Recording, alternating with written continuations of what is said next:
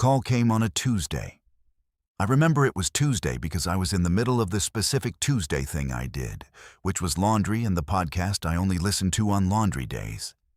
And my phone rang with a number I didn't recognize, and I answered it the way I answered unknown numbers, which is cautiously and already slightly suspicious. A woman's voice said, "Hi, is this—" a pause, the sound of paper being moved. "Is this Marcus Hale?" I said. "Yes." She said, "I'm sorry to bother you. This is going to sound strange." I said, "Okay." She said, "I'm calling from the records at St. Catherine's Medical. I'm a patient here. I've been here for a few days. And they asked me for an emergency contact, and I—" Another pause. Shorter this time. "I put your name." I stood in my kitchen holding a pillowcase and tried to locate any version of my life in which I was someone's emergency contact and could not find one. I said, "I think there may be a mistake." She said, "No, I know. I know it's strange. You don't know me. My name is Odalis Ferreira. We were at the same coffee shop 6 months ago, the one on Clement Street. There was a fire alarm, and we all had to leave. And we were standing outside, and you gave me your umbrella, because it was raining. And you wrote your number on a receipt and said, in case I needed it. I stood very still in my kitchen. The rain, the fire alarm, the receipt from my back pocket because I hadn't had anything better to write on. A woman who had thanked me in the way you thank a stranger you will never see again, with the complete and genuine brevity of someone who does not expect to have to mean it longer than the moment. I said, "I remember."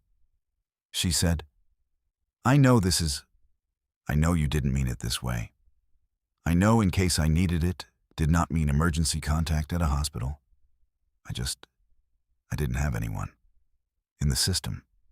They needed a name, and I couldn't." She stopped. Started again. "You were the most recent person who'd been kind to me. I didn't have anyone else to put." I sat down on my kitchen floor. I said, "Are you all right?" She said, "I'm going to be. They say I'm going to be." I said, "What do you need?" She said, "I just needed to know if this number still worked." I said, "It works." She said, "Okay." I said, "Odalis." "Yes," she said. "I'm going to stay on the phone for a minute," I said, "if that's okay." She didn't answer immediately. Then she said quietly, the way people say things when they had not expected an offer and don't quite know what to do with it. "Okay. My name is Marcus Hale. I am 35 years old. I work in landscape photography. I travel to places and try to make images that hold what a place feels like from the inside. The quality of its light and its silence and its specific weight of air. Which is the kind of work that sounds lonely to people who have not tried it, and which is, in fact, sometimes lonely, and is also the work I am most suited to and would not trade. I live in a one-bedroom apartment with a dark room I built myself and a collection of rain gear that is professionally necessary and personally excessive. I own 7 umbrellas. This is relevant. I was not looking for anything. This is the sentence all these stories begin with, and it is true in all of them and truest in this one. Because I had been not looking with such completeness that I had arranged my life around the not looking, the solo work, the travel, the dark room, the apartment that was organized for one person and did not have empty space in it where another person would go. The coffee shop on Clement Street was one I used when I was processing work. I went there in the morning sometimes, ordered the same thing, sat in the same corner. It was the kind of place that had been there long enough to feel permanent, which was a quality I valued in places. The fire alarm had gone off at 9:17 on a Thursday morning, 6 months before the call. I had been at my table with a flat white and a contact sheet when the alarm sounded and the staff asked everyone to leave. And we had all filed out onto the street, in the specific undignified way people file out of buildings during alarms, with bags and coats in disarray, and the particular social awkwardness of being unexpectedly in close proximity to strangers. It had been raining. Not the theatrical kind, the October kind. Steady and directionless. The kind that gets into everything without the courtesy of being dramatic about it. She had been standing next to me on the pavement with no umbrella and no jacket over the light sweater she had on. And I had been standing next to her with the umbrella I always carried and the rain jacket I always carried. And the calculation had taken approximately 2 seconds.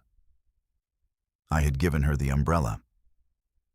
She had said she couldn't take it, and I had said I had a jacket, and she had taken it. I had written my number on the coffee receipt from my pocket because I thought she might want to return the umbrella, and I did not want an awkward thing over an umbrella. The alarm had been resolved in 12 minutes. We had gone back inside. She had sat in a different part of the shop. I had gone back to my contact sheet. I had not thought about her specifically afterward, which I say not from coldness, but from honesty. She had been a stranger in a shared inconvenience, and I had done the obvious thing, and that had been the end of it. The umbrella had not been returned. I had considered this briefly, noted it was a cheap umbrella and I had 6 others, and moved on. And then, 6 months later, the call. And then, the laundry and the pillowcase and the kitchen floor. She was in the hospital. She had needed a name for the system. I had been the most recent person who had been kind to her. I had stayed on the phone for 23 minutes that first call. We had not talked about anything that required staying on the phone for 23 minutes. We had talked about the hospital food and whether the podcast I had been listening to when she called was any good and what the weather was like on my end. She had a voice that had been through something recent and was finding its way back to its normal register. And I had not mentioned this. And I had stayed on the phone until she said she needed to rest, and I had said okay. And she had said thank you, and I had said Odalise, and she had said yes, and I had said I'm going to call tomorrow, and she had said you don't have to, and I had said I know. I called the next day, and the day after. She was in the hospital for 11 days. I called every day. Not long calls, some of them were 10 minutes. One of them was an hour and a half. And the variation had less to do with what I planned and more to do with what she needed on a given day, which I was learning to read at a distance through the quality of her voice and the speed at which the conversation found its rhythm. Some days she was tired, and some days she was bored, and some days she was something heavier that neither of us named directly. I did not go to the hospital. I thought about it. I decided that showing up at the hospital of someone I did not know, who had called me because I was the most recent person who had been kind to her, was a misreading of the situation. She had needed a name in a system and a working number and someone to stay on the phone. She had not asked me to come. I sent things instead. Not flowers. I did not know if she liked flowers. I sent a book I thought might be good for someone who had time and energy in irregular amounts. Something with short chapters that could be put down and picked up without losing the thread. I sent it with a note that said, "In case you need something to read that doesn't require you to hold the whole of it in your head at once." She texted the next day. "How did you know?" I texted back, "I didn't. I guessed." She texted, "Good guess." That was the first text. There were more. They developed the way our phone calls developed, from the structured to the incremental to the specific, from "How are you feeling" to "Did you finish the chapter" to "You're wrong about the ending." And I'll explain why when you get there. And by the time she left the hospital, we had 11 days of phone calls and a running disagreement about a novel and a quality of familiarity that did not match the quantity of time we had known each other, and that I had stopped trying to account for. She left the hospital on a Friday. She texted to tell me, "Out. It's very bright." I texted, "The outside tends to be." She texted, "I forgot." I said, "It comes back." She said, "Yes." And then, after a moment, "Thank you for the calls. You didn't have to." I said, "I wanted to." She said, "That's the part I don't quite know what to do with." I had poor survival instincts around women who said true things in texts at 11 in the morning outside a hospital. I said, "You don't have to do anything with it. It's just true." She said, "Okay." A pause. "The book is very good, by the way. You were right about the ending." She had not yet reached the ending. She was telling me she would. The first time I saw her was 3 weeks after she left the hospital. She had suggested coffee, the same shop, she said, which she thought was either too symbolic or exactly right, and she couldn't decide which. I had said I thought it was exactly right, and she had said okay. And we had agreed on a Saturday at 10, and I had arrived 6 minutes early, and she had arrived 4 minutes late. And for the 2 minutes in between, I had sat at a corner table and thought about the fact that I was about to meet someone I had spoken to for 11 days in a hospital, and 3 weeks after that. Someone who knew the title of the book on my nightstand and the name of the podcast I listened to on laundry days, and that I owned 7 umbrellas, and whom I had last seen on a pavement in the rain for approximately 12 minutes, 6 months and 3 weeks ago. She came through the door. She was wearing a coat I didn't recognize, which was obvious and also somehow meaningful. I had built a picture of her from a voice and a brief pavement encounter, and the coat was new information, the first new information. And she was looking around for me. And then she found me at the corner table, and she stopped for a second in the way you stop when you find what you were looking for. She looked the same as I remembered, which was vague because I had not been looking carefully 6 months ago. She looked different than the voice, which was the opposite of what I had expected. The voice had been careful and slightly reduced, and she was neither of these things. She was more immediate in person, more present. She took up space in a room in a way that voices don't. She sat down. She said, "You look exactly like someone who owns 7 umbrellas." I said, "I'm going to need you to explain that." She said, "Prepared, a little waterproof, good instincts about the weather."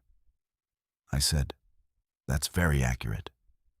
She said, "I know. I've been thinking about what you'd look like since the hospital."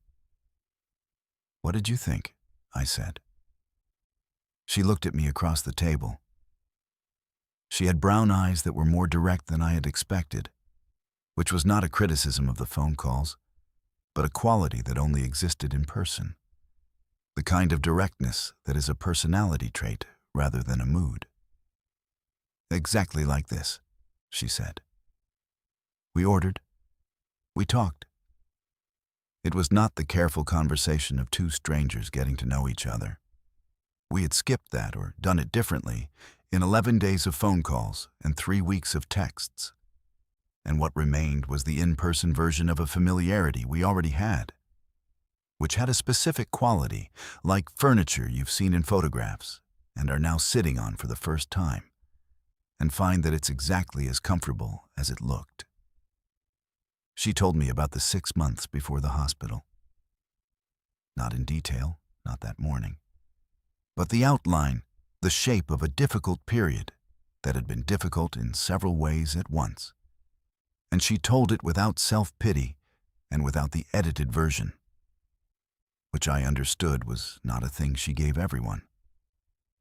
I told her about the travel, the landscape work, the 7 umbrellas, the dark room I had built myself.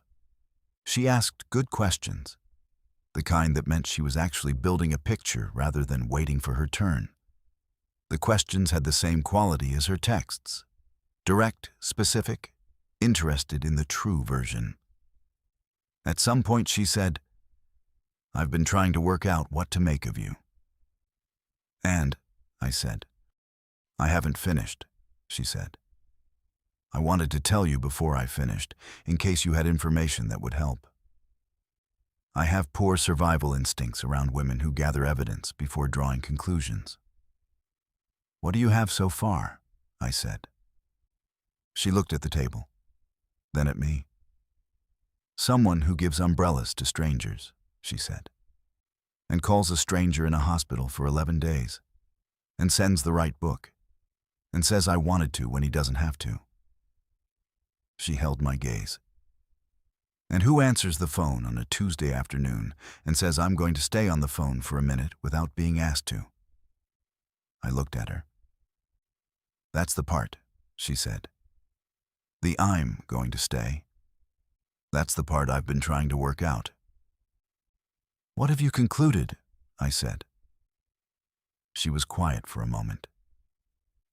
The coffee shop was its usual morning self around us, a Tuesday worth of people doing Tuesday things, and we were at the corner table where I had waited 6 minutes for someone I had met once on a pavement in the rain. That you're someone who stays, she said.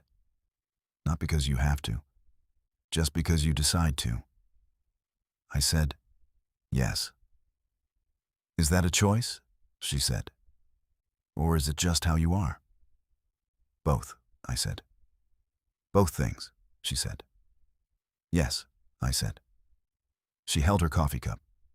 2 hands, I noticed this, filed it, and was aware that I was already filing things, which was its own kind of information.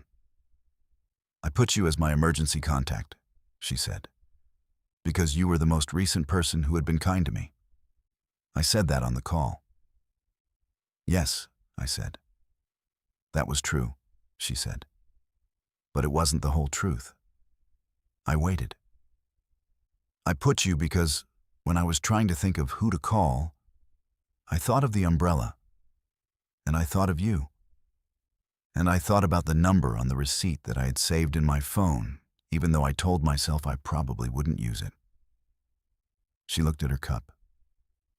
I had saved it 6 months ago. I had told myself it was in case I needed to return the umbrella, but I still had it. And when they asked me for a name, you were the name that came. She looked at me. You were already the name I had kept, she said. I sat with this. The coffee shop went on around us.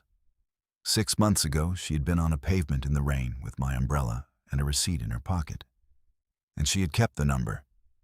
And when the worst of things had happened, the number had been there. Odalis? I said. Yes, she said. I'm glad you called, I said. You said that in the hospital, she said.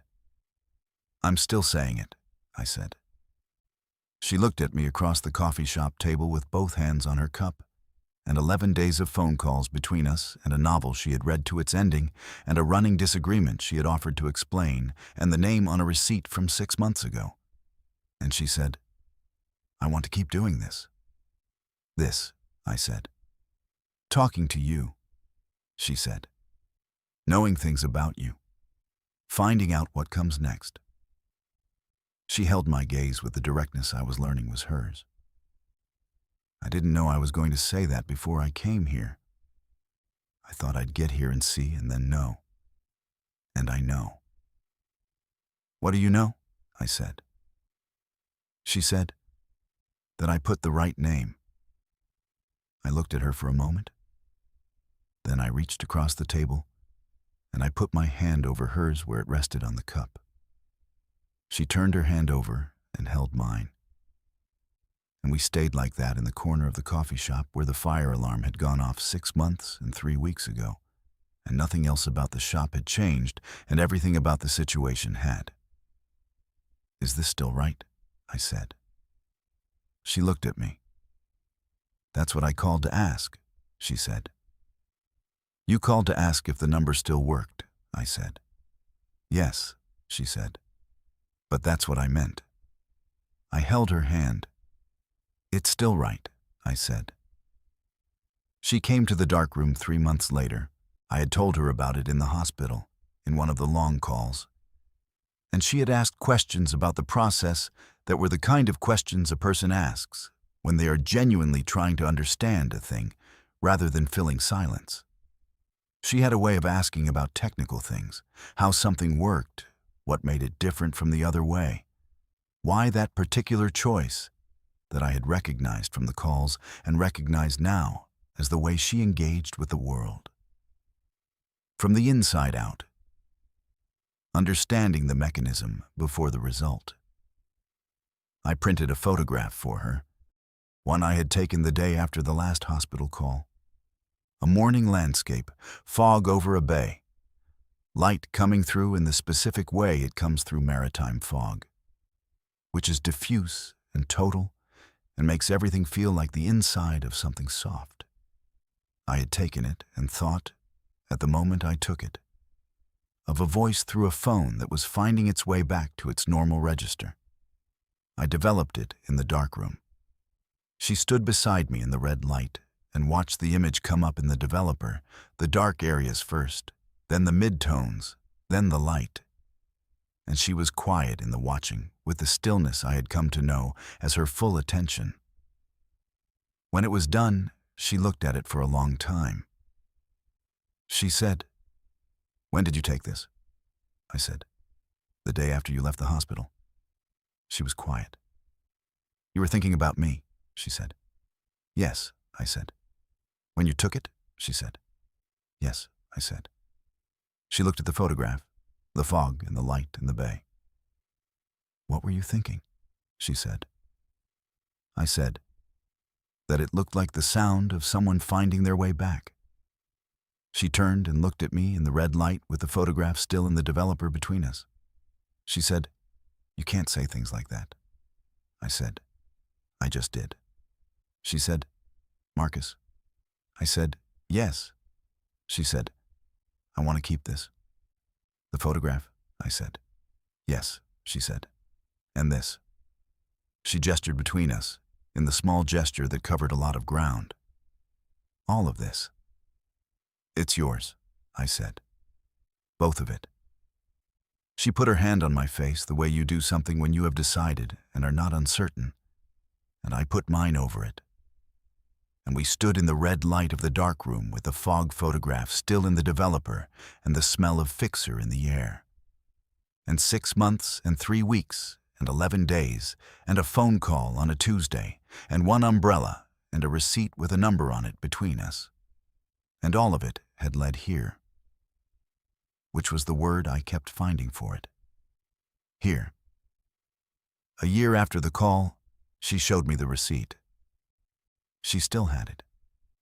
She had kept it in the small zipper pocket of the wallet she'd had since before I knew her. Folded twice. The ink on the number still legible because she had never washed the receipt the way you wash receipts in pockets without noticing. She took it out on a Sunday morning at my kitchen table and set it down, and I looked at it. My handwriting. The number. The corner of the logo from the coffee shop. "You kept it," I said. "I kept it," she said. "For a year and a half," I said. "Since the pavement," she said. I looked at the receipt. "You said you kept it in case you needed to return the umbrella," I said. "I did say that," she said. "But you kept it in the wallet," I said. "In the small pocket." She looked at me. "The umbrella was cheap," she said. "Yes," I said. "No one keeps a number in the small pocket for an umbrella," she said. "No," I said.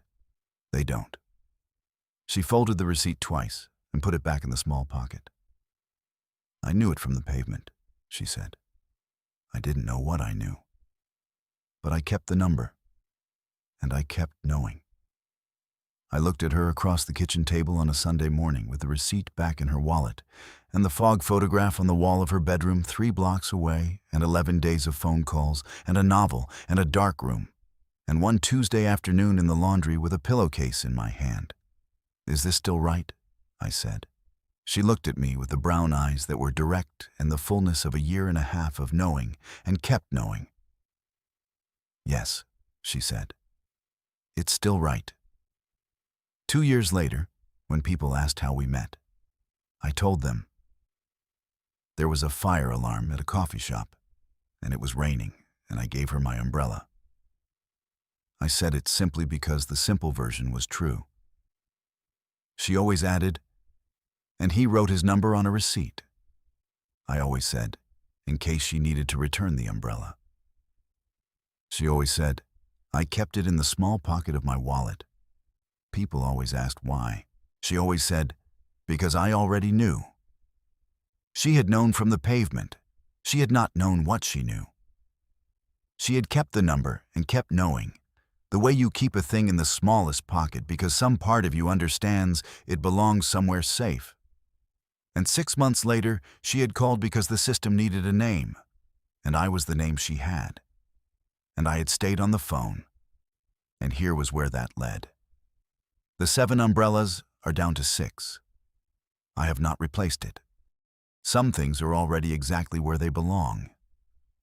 What would you have done? Would you have given the umbrella, written the number, stayed on the phone? And have you ever kept something small that didn't need keeping, and understood only later that you had known something your mind hadn't named yet? Tell me in the comments. If this one found you, leave a like, subscribe, and I'll see you in the next one.